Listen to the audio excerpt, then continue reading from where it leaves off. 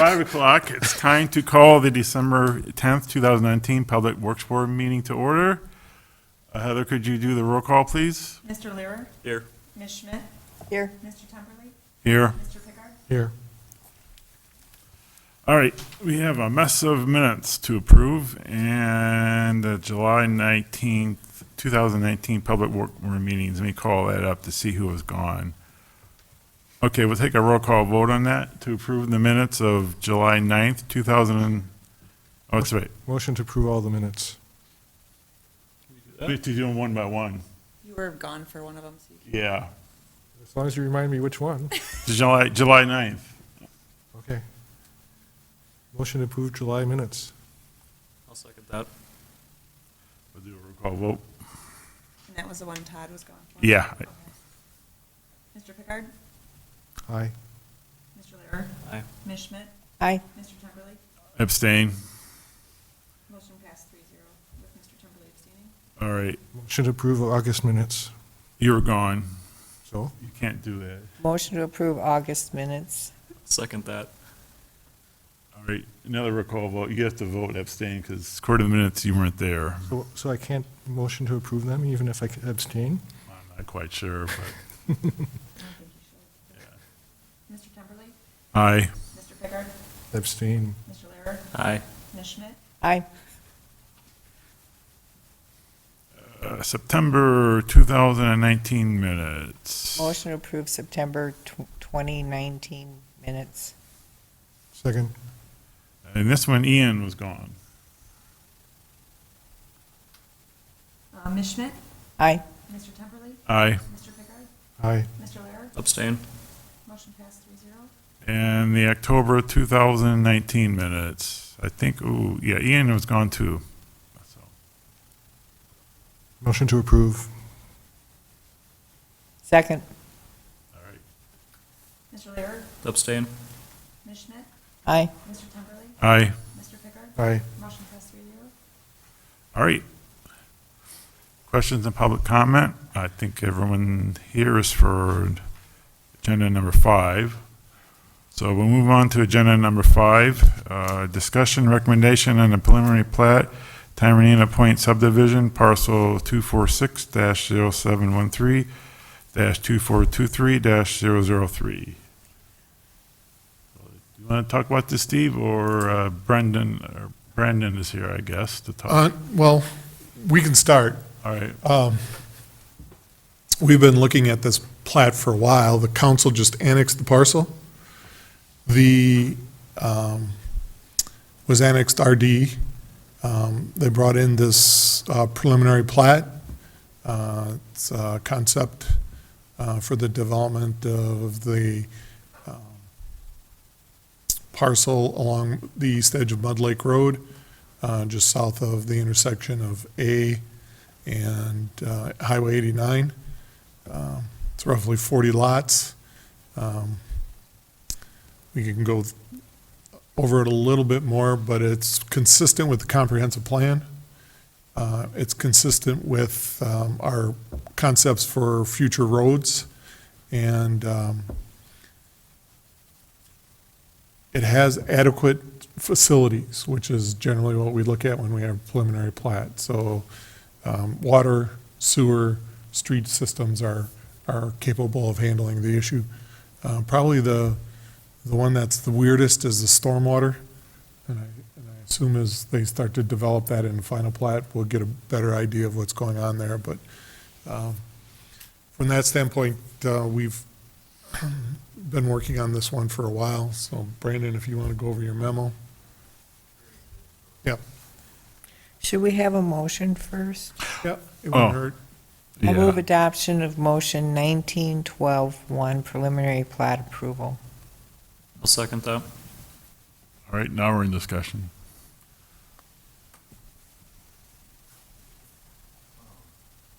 Thank you. As Steve said,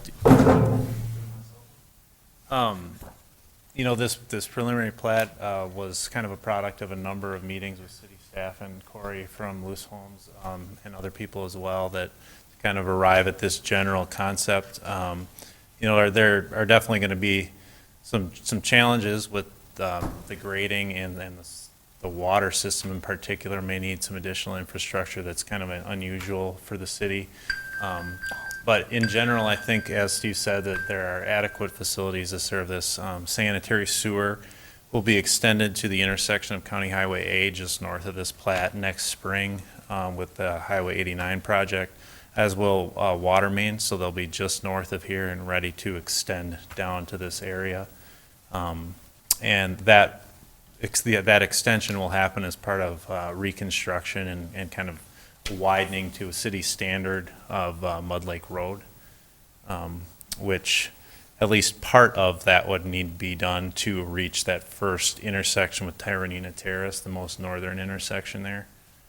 So Mud Lake Road is currently about a 20-foot wide asphalt town road that would need to be upgraded to city standard to, well, I guess, one, to make it a city standard road since it's now all in the city, and then two, because of the demand for the traffic coming from here. Would part of this development then be putting curb and gutter on this side of that road? Yes, I think, at least my assumption at this point is that you would put curb and gutter on both sides of the road as you extended it south. Yes, we're actually looking at a TID amendment that would use dollars generated by this development to upgrade Mud Lake Road and the sanitary sewer. But obviously, the half that's in the development is part of the developer's cost. One thing from the memo that I think, is worth some discussion at least, is the number 3 that I had there, that was discussion of looping the water main to Haven Lane. To serve this development, you would have the water main that would come off of Highway 89, and it would be kind of like a balloon on a string type setup where you'd have one pipe that would come south, serve the lots depicted here, and that would be it. You'd have one way in, one way out. For fire flow protection, you'd like redundant connection, a looped connection back to the rest of the city. And then also the other complication is the elevations of this area. The combination of only one pipe flowing to that area and the higher elevations would make fire flows pretty low on the higher ends of this plat. So there is a water main available in the area to loop to, but to connect to it as part of this, this project would require to go to the east, kind of following that Unshaven Lane right away, down the hill and connect to the water main that is now in front of St. Paul's Church, just on the north side of the building. So it's about somewhere between 1,200 and 1,500 feet away from the eastern edge of this plat would be the nearest looping connection. The lot to the east there is not in the city. The developer does not own that land. So you would have to, if that was a desire to be done now, there would be some moving pieces to figure out. I also, it could be left to be done at some future phase. If I believe this development is going to be phased, I'm not sure what the phasing is exactly, but if, say, for the next 2 years, there's only going to be 10 homes down here, do we need to do it, now, or at what point does that loop need to be completed? Those are all things that could be discussed. Historically, we've allowed 40 units on a balloon, Okay. on a string. Okay. And then if they go over that, so as they move into the next phase, they would have to connect. But as they move into the next phase, that would run down and connect to Unshaven. And we have the agreements with we have the signed developers agreement with the school district in St. Paul's that we can special assess the connection in the rest of Unshaven. Okay. So it's pretty consistent with how we planned on developing this area in the future. What area would be special assessed? St. Paul's in the Lake Mills Area School District. On the east side of 89? or Unshaven? Because they don't currently have water service? They do, but not along Unshaven. So that's the stretch on Unshaven from 89 east, they could be assessed all the public improvements. So But the water main would be in that section from so, 89 into there. so would this be looped going east to 89 and then north on 89, or would it be looped east on, to 89 and then continuing east? It would continue east on Unshaven until it connected to that water main that runs north to Fairview Court. I see.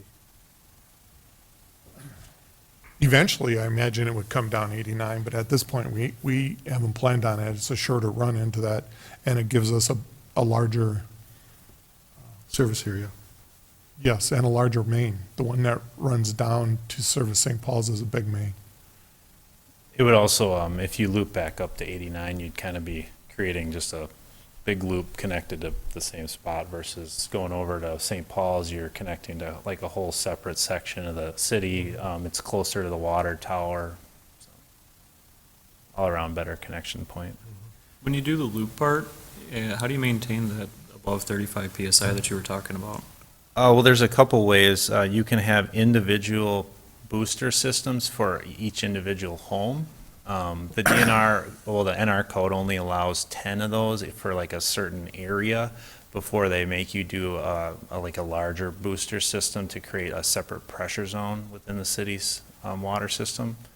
So in this phase, you probably could do just the individual systems because it doesn't appear that there'd be more than 10 lots above that kind of threshold that we would need. But as you went over the hill, you could potentially get over 10. We're looking at dropping that elevation. Yeah, because you need to get it down to the point where that elevation, first of all, the road grade, Mm. and second of all, the water pressure needs to, so you need to be at least another 10 feet lower at that high end. Right, yeah. Yeah, but that 900 foot contour doesn't, it affects, I think, 4 lots. Right. 29, 27, 29, and 30, and like you said, we'd be shaving some off of that elevation because of the 12% grade next one. And Which is a lot easier than putting in private pressure systems and just shaving off the grade while you're doing it anyways. right, it would definitely be advisable to try to avoid a separate pressure zone or booster systems if you could. The other thing that I think is important to note is that 35 PSI is a requirement under normal operating conditions. So the overflow elevation of the city's tank is 1,000. And so if you do feet of head divided by 2.31 gives you PSI. So 1,000 minus 900 is like roughly 42 PSI. But the catch is 1,000 means you're assuming the tank is full all the time, basically, which it's not. So you would lose your feet of head. And so that's why that 900 is kind of just an approximation. Just kind of a good rule of thumb that if you're looking above that elevation, you're going to almost have to evaluate where exactly things like the home is. So, Will all of these technical infrastructure questions be resolved before we get to the final plat stage? yes. So we don't I think have so. to decide those tonight?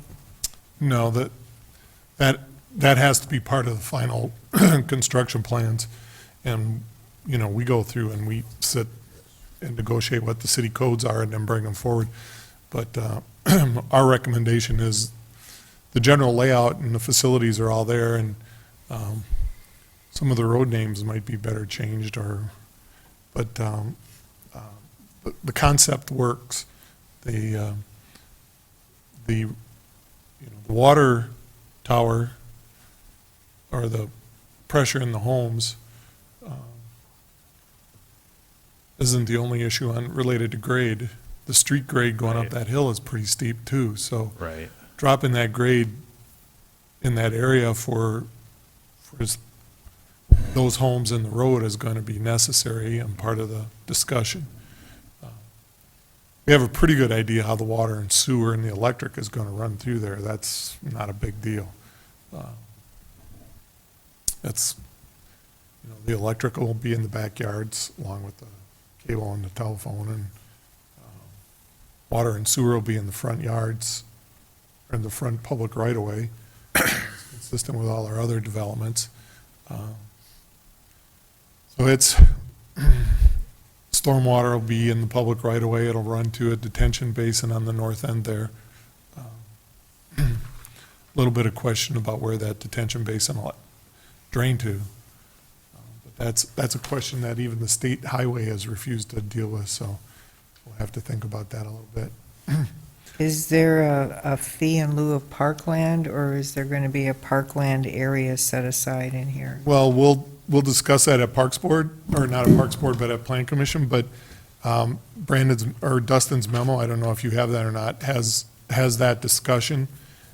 We wouldn't want it on this part because of the grades, so it's either going to be a fee in lieu of or a dedication in the next phase. There's a portion on the next phase along the south edge that would be workable. Okay.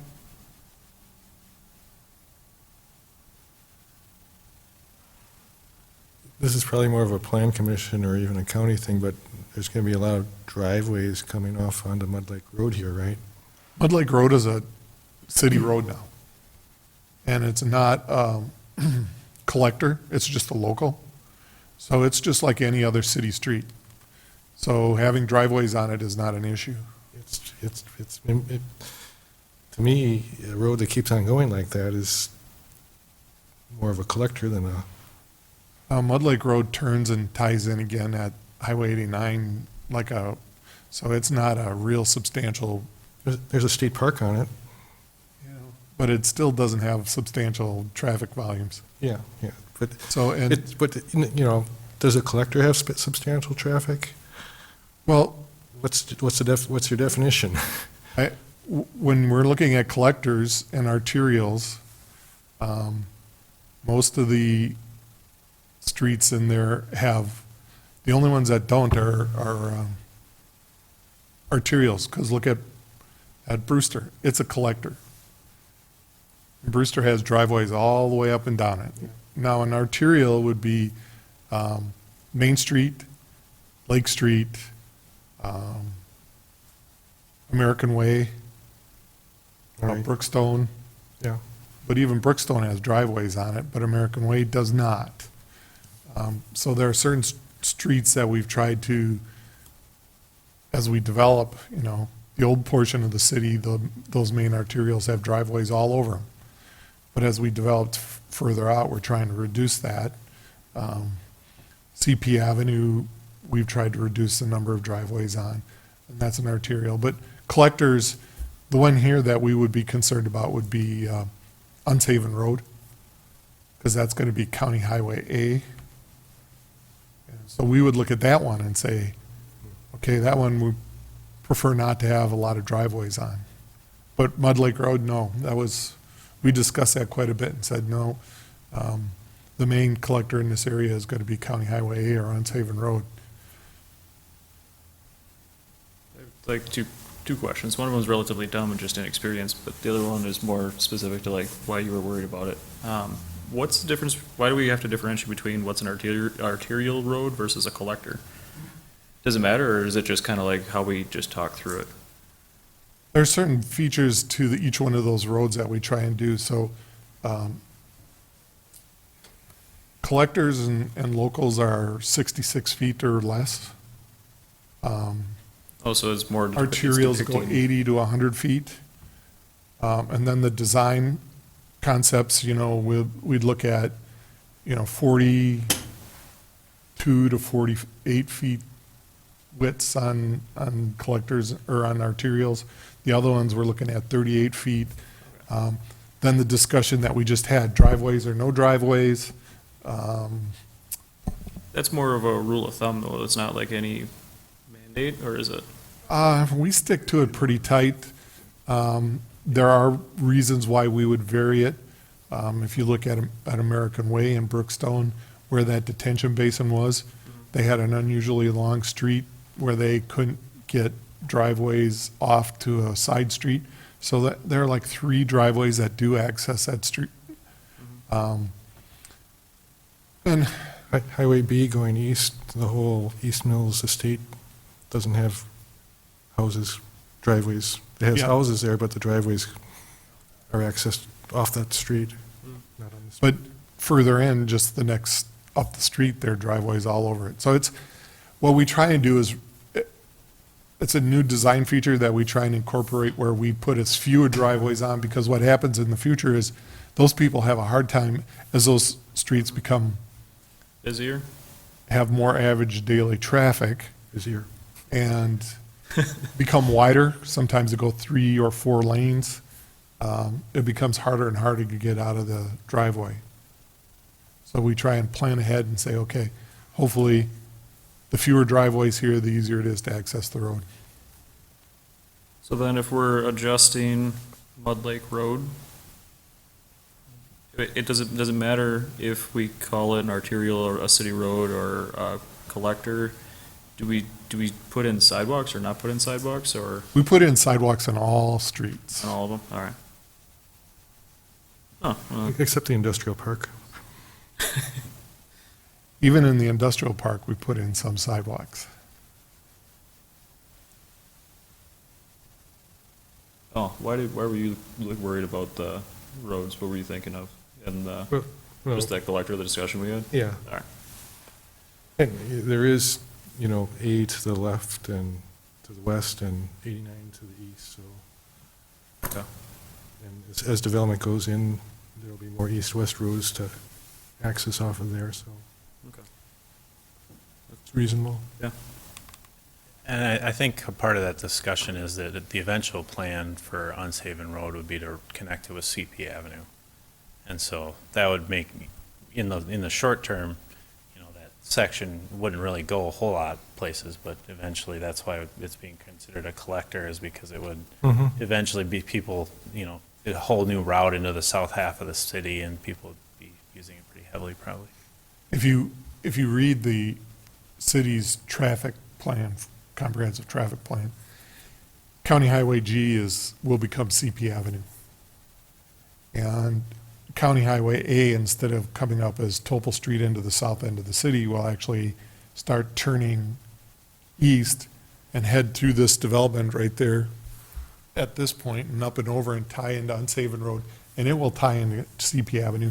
And then A and G will actually head up through the city on CP Avenue, and then they will cross over, and A will continue north towards Watertown, and G will actually head through an area just on the north side of the interstate and then tie back into 89 near the motel gas station, which is Oasis Lane. So what we've done is we've done a lot of analysis of this and the traffic counts, and then decided how we would tie these together, because the goal is to not have streets that have to be 4 lanes, and to be able to divert as much heavy truck traffic off of Main Street as possible, so that so GA will allow them to get up north and out through the city without having to go through the downtown. And then it allows us to keep 2-lane streets, because when you got kids walking to the high school and the middle school and the elementary school, crossing a 2-lane street is much easier than crossing a 4-lane street. So the goal is to have as many alternate north-south streets and east-west streets as possible to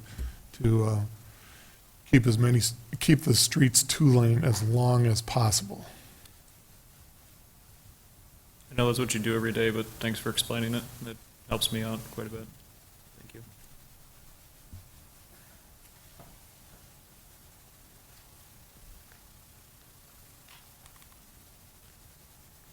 Is there anything else we need to go over? We've gone over electric and water, streets.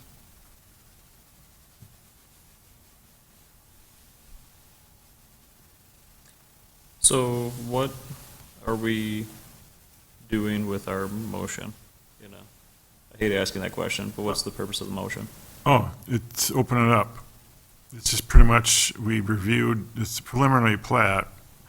Like Vicky mentioned, it'll come back to us again when things are more finalized, correct?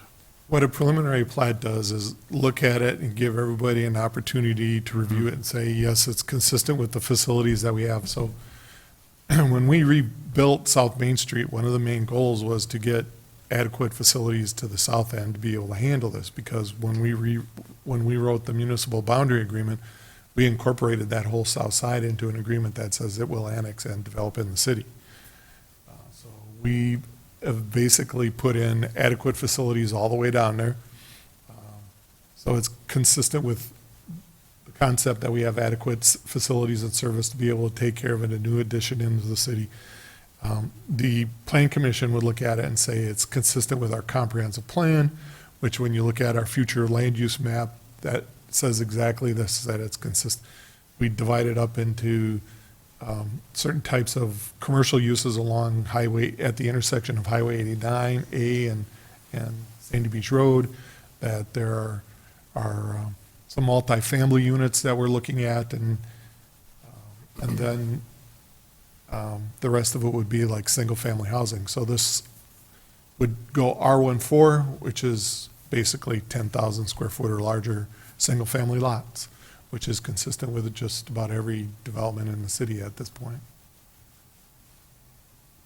So with our motion, it says that we're talking about basically everything we talked about, but do we have to have that in some kind of written thing somewhere, or is it good enough that we just talked about it? No, it's good enough that you just talked about it, because what happens now, the process is they look at the preliminary plat. If you've determined that, yes, theoretically, we have what it takes to be able to handle this development, then we get into more significant detail. This gives them a little bit of security in knowing that the city believes that we have what it takes to be able to do this. Now they spend a lot of money on developing the actual technical features of the development that we look at. So when we're talking about the grades of the roads, and the height of the homes, you know, what the water is, how big the water mains are gonna be, how the sanitary sewer is gonna, that'll all start to be developed in detail now. Okay. And then it'll come back as what we call the final plat, and you'll probably see that in February.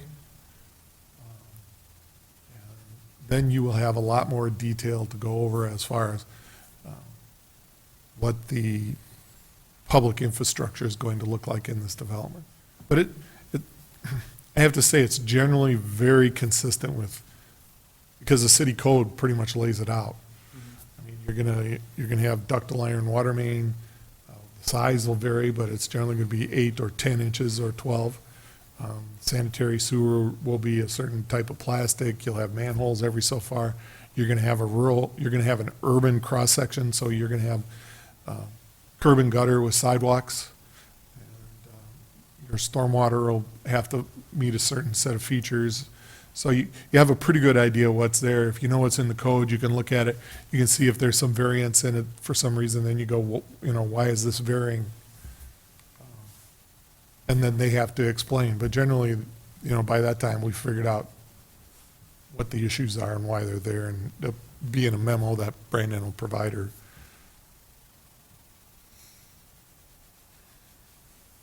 Well, I'm done. And the reason it's at the Public Works Board is because city code requires it to be at the Public Works Board. Yes, well, there is a lot of public infrastructure in a development. Which city management reviews and has been reviewing and does a good job Right, reviewing. but you guys still have to be the ones who say yes or no that we've done our job. We like to believe we do a great job, but there are days. It gives the rest of the people in the city a little Heads up. as to what's going in too.